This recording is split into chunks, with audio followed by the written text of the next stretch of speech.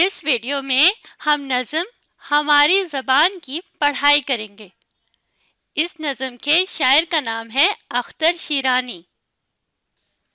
یا رب رہے سلامت اردو زباں ہماری، ہر لفظ پر ہے جس کے قربان جاں ہماری۔ یہاں اس شعر میں شاعر دعائیہ انداز اختیار کر رہے ہیں اور کہہ رہے ہیں کہ ہماری زبان ہمیشہ زندہ رہے، سلامت رہے۔ ہماری زبان اردو ہمیں بہت پیاری ہے اور اس کا ہر لفظ جو ہے اس پر ہم اپنی جان بھی قربان کر سکتے ہیں، اتنی پیاری ہے ہمیں یہ اردو زبان۔ مصری سی تولتا ہے، شکر سی گھولتا ہے، جو کوئی بولتا ہے میٹھی زباں ہماری۔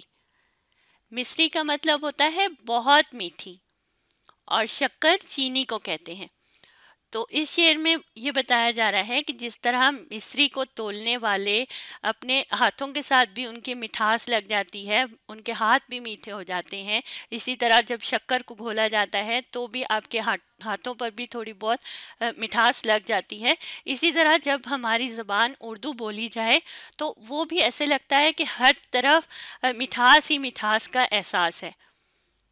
تو ہماری زبان جو ہے وہ بہت میٹھی ہے، جو بولتا ہے اس کے زبان معاف کیجیے گا اس کے الفاظ میں مٹھاس ہوتی ہے۔ ہندو ہو، پارسی ہو، عیسائی ہو کہ مسلم، ہر ایک کی زبان ہے اردو زبان ہماری۔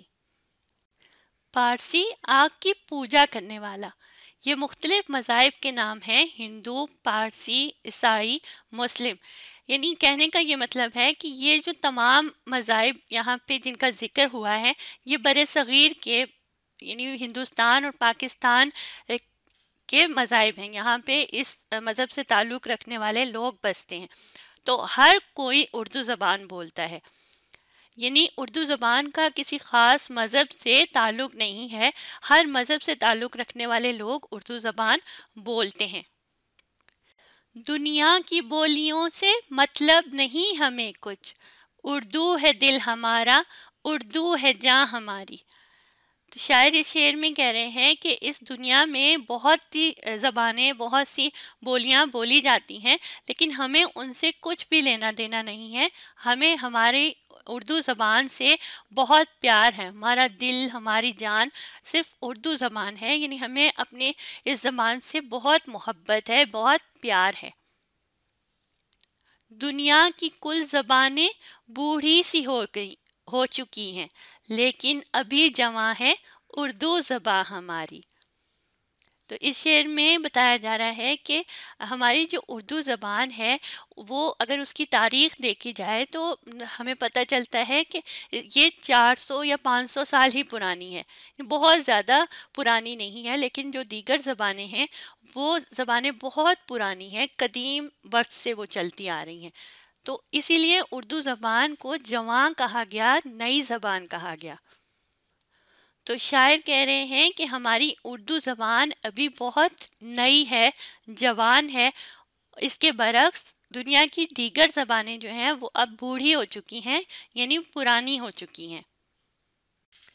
اپنی زبان سے ہے عزت جہاں میں اپنی، گر ہو زبان اپنی عزت کہاں ہماری۔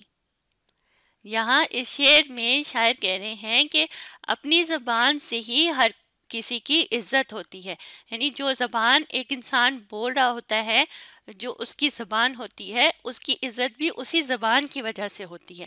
اگر ہم اپنی زبان کی عزت خود نہیں کریں گے، اس کی حفاظت خود نہیں کریں گے تو کوئی اور بھی آپ کی زبان کی عزت نہیں کرتا۔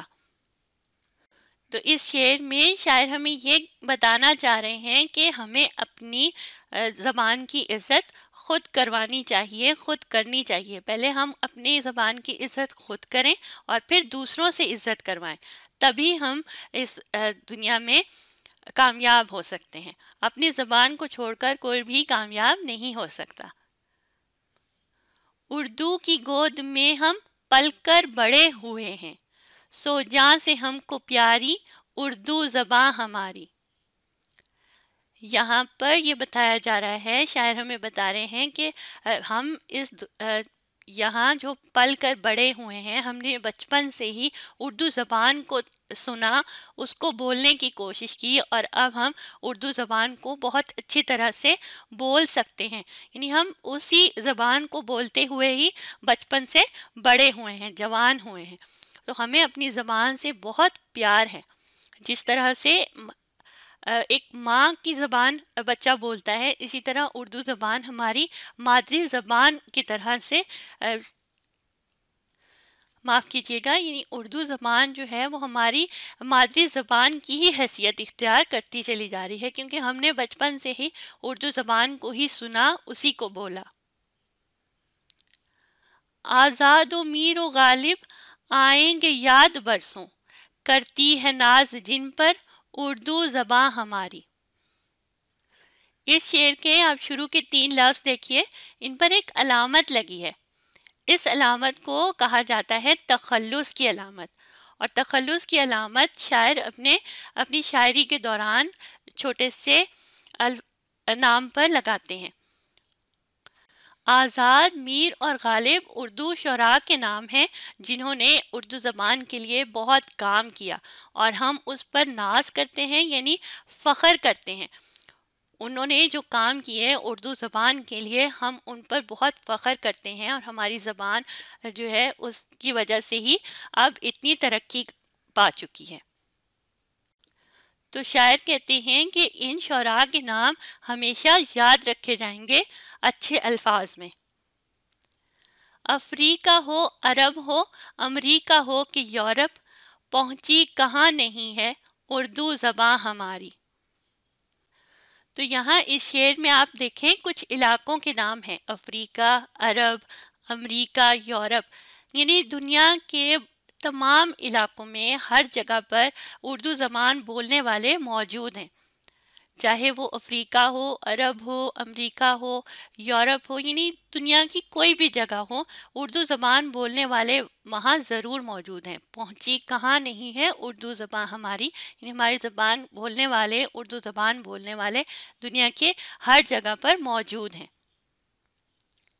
مٹ جائیں گے مگر ہم مٹنے نہ دیں گے اس کو، ہے جان و دل سے پیاری ہم کو زباں ہماری. اس آخری شعر میں شاعر کہہ رہے ہیں کہ چاہے ہم زندہ رہیں، اس دنیا میں موجود ہوں یا نہ ہوں، مر جائیں، لیکن ہم اس زبان کو مرنے نہیں دیں گے. اردو زبان کو بولنے والے ہمیشہ اس دنیا میں موجود رہیں گے اور اس کو ترقی دیں گے، کیونکہ ہمیں ہماری زبان بہت پیاری ہے، ہم اس سے بہت محبت اور پیار کرتے ہیں. اس شعر میں شاعر ہمیں ایک پیغام بھی دے رہے ہیں کہ اگر ہم مر جاتے ہیں اور آنے والے جو نوجوان ہیں وہ اپنی زبان کو جب ترقی دیں گے تو ہی یہ زبان زندہ رہے گی. تو یہ ایک پیغام بھی ہے کہ اپنی زبان کو ہمیشہ زندہ رکھنے کی کوشش کریں، اس کو بولیں، اس کی عزت کروائیں، خود بھی عزت کریں، کیونکہ یہ زبان بہت پیاری ہے. اور شاعر کہتے ہیں کہ ہمیں یہ زبان بہت پیاری ہے، ہم اس سے بہت محبت کرتے ہیں. اور اس نظم کے آخر میں آپ دیکھیے شاعر کا نام لکھا ہوا ہے اختر شیرانی، جنہوں نے یہ نظم لکھی ہے. اب آپ نے اس ویڈیو کو دوبارہ دیکھنا ہے اور ساتھ ساتھ پڑھنے اور سمجھنے کی کوشش کرنی ہے.